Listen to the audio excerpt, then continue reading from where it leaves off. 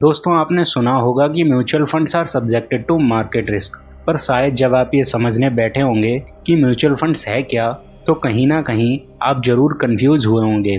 तो गूगल की अगर सुने तो a mutual fund is a pool of money managed by a professional fund manager.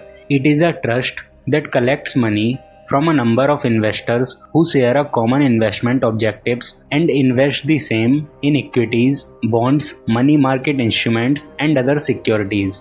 जब मैंने पहली बार ये पढ़ा तो मुझे कुछ खास समझ में नहीं आया, इसलिए दोस्तों थोड़ी रिसर्च करने के बाद मुझे जो समझ आया वही अब आसान भाषा में मैं आपको समझाता हूँ। मान लीजिए आप अपने परिवार के साथ गर्मियों की छुट्टियों में पहाड़ियों पर किसी अच्छी जगह घूमने जाना चाहते हैं। ऐसे में आपके पास दो ऑप्शन हैं, या तो आप अपनी गाड़ी में बैठकर अपनी मंजिल तक पहुंचें, या फिर आप एक बस में दूसरी सवारियों के साथ बैठकर अपनी मंजिल तक जाएं। पहले ऑप्शन में आपको ध्यान रखना पड़ेगा कि आपके पास एक अच्छी गाड़ी हो, आप एक अच्छे ड्राइवर हैं और आपको पहाड़ी रास्तों पर अच्छे से गाड़ी चलाना आता है और आपको पहाड़ी रास्तों की भी अच्छी जानकारी है, जिससे आप अपनी मंजिल तक आराम से पहुंच जाएंगे। ये बिल्कुल स्टॉक मार्केट में इन्वेस्ट करने जैसा है। यहाँ अच्छी गाड़ी का मतलब ये है कि आपके पास काफ़ी सारा पैसा है, जिससे आप अलग अलग तरह के महंगे और सस्ते स्टॉक्स को खरीद सकते हैं।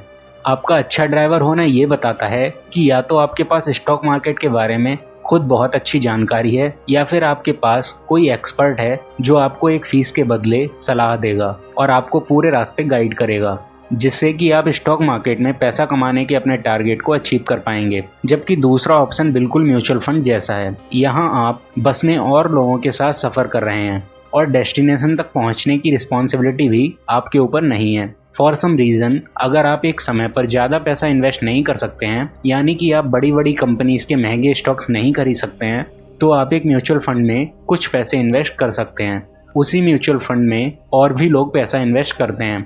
बस का ड्राइवर प्रोफेशनल मनी मैनेजर की तरह है, जिसे अच्छी जानकारी है कि आपके पैसों को कहाँ इन्वेस्ट करना है और आपको अपनी मंजिल तक कैसे लेकर जाना है।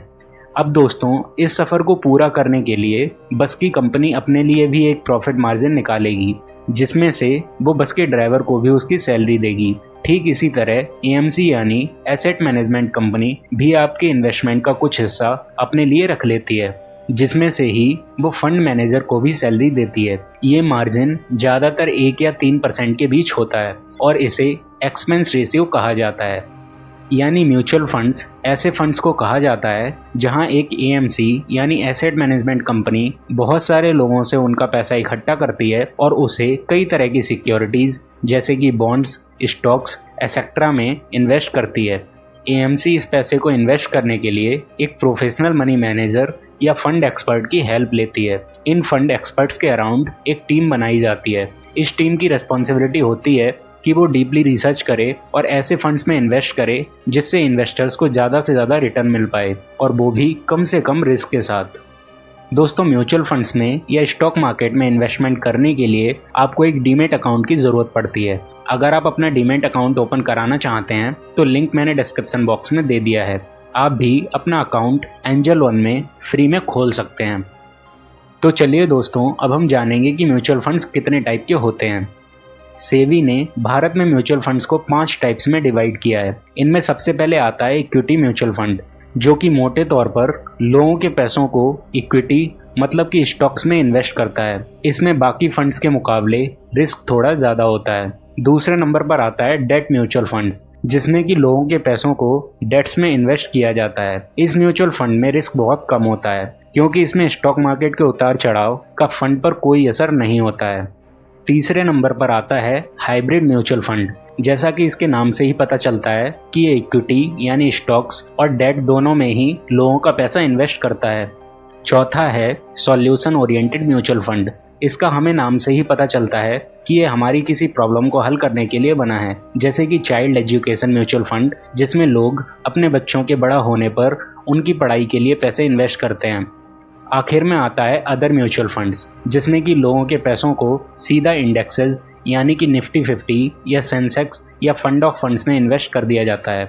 म्यूचुअल फंड्स बेशक स्टॉक मार्केट के मुकाबले रिटर्न्स थोड़ा कम देते हैं, लेकिन वो स्टॉक मार्केट के मुकाबले कई गुना सेफ भी हैं, या दूसरी भाषा में कहें तो उनमें स्टॉक मार्केट के मुकाबले कम रिस्क है। म्यूचुअल फंड्स के जरिए आप गोल्ड, रियल एस्टेट और साथ ही साथ इक्विटी में इन्वेस्ट कर सकते हैं। अलग अलग म्यूचुअल फंड्स के अलग अलग गोल्स होते हैं, जैसे कि कुछ लोगों का गोल ये भी हो सकता है कि उन्हें सिर्फ उन्हीं जगह पर इन्वेस्ट करना है जहां पर रिस्क बेहद कम हो, चाहे रिटर्न्स उतने ज़्यादा ना हो। जबकि कुछ लोगों का गोल ये भी हो सकता है कि उन्हें रिटर्न अच्छा चाहिए और इसके लिए वो ज़्यादा रिस्क लेने को भी तैयार हैं। दोस्तों, जितने भी एएमसी हैं उन सबको रेगुलेट करने की जिम्मेदारी सेबी के पास होती है, जो कि एक ministry of finance government of India के अंदर काम करती है और हर टाइम इस बात का ध्यान रखती है कि एएमसी आपके पैसों को जिम्मेदारी के साथ इन्वेस्ट करे और सारे रूल्स को फॉलो करे। ये बातें साबित करती हैं कि म्यूचुअल फंड्स कोई पोंजी स्कीम नहीं है। तो दोस्तों, आपने इस वीडियो से क्या सीखा हमें कमेंट कर बताइए। वीडियो को लाइक व शेयर करिए और ऐसी ही इन्फॉर्मेटिव वीडियोस को देखने के लिए सब्सक्राइब कीजिए इस चैनल को। धन्यवाद।